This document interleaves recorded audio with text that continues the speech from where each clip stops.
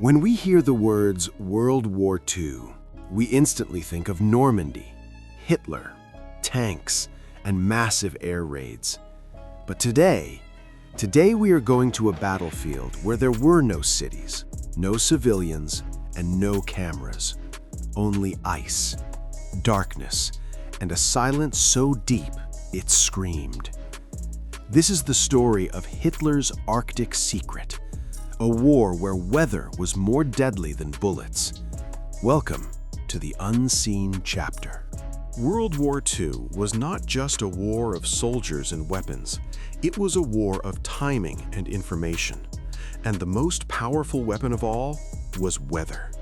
When would a storm arrive? When would fog cover the skies? When would the sea become impossible to cross?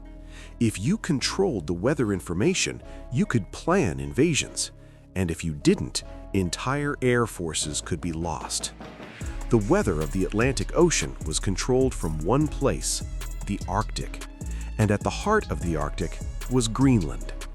Greenland was no ordinary land. It was a frozen world where over 90% of the land was covered in ice. The sun disappeared for months. Survival itself was a daily battle. But Hitler understood one crucial truth. Whoever controls Greenland's weather controls the Atlantic.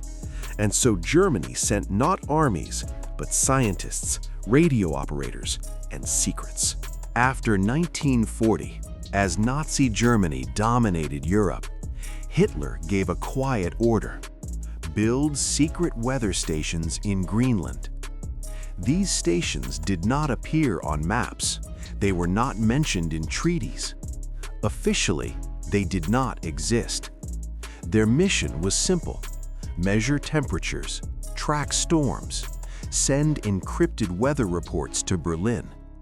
But reaching these stations was almost a death sentence. German scientists and soldiers were dropped off by submarines and supply ships along Greenland's coast. Once there, no rescue, no clear return plan, only a radio and hope. For months, they lived inside frozen bunkers, buried beneath the ice. Sometimes, the only sound they heard was the wind, and sometimes, hunger. By 1941, the Allied forces noticed something strange. German weather forecasts were becoming too accurate. That meant only one thing: someone was feeding them Arctic data. The United States responded immediately, and the mission was handed to an unexpected force: the U.S. Coast Guard. These men were not trained for glory. They were trained to survive. Their mission was clear: find the Nazi weather stations and shut them down. This was not a normal battlefield. No tanks, no air raids, only dog sleds, rifles, and frozen silence. Sometimes, German soldiers surrendered without a single shot being fired. Cold and hunger defeated them first. Some stations were found, some were never discovered. Even today, parts of Greenland's ice may still hide forgotten secrets. In 1944, Germany launched its final Arctic mission, Operation Holzauge. It was so secret that even some German commanders did not know it existed. The war in Europe was already ending, yet this station continued sending weather data.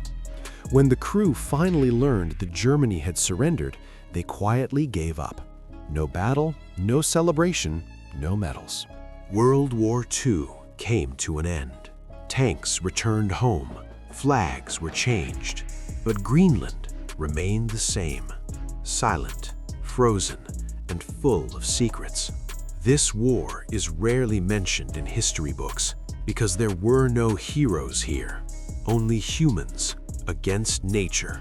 Perhaps the most terrifying wars are the ones where the enemy is invisible. If you want to explore more forgotten stories of history, subscribe to The Unseen Chapter, because history never told you everything.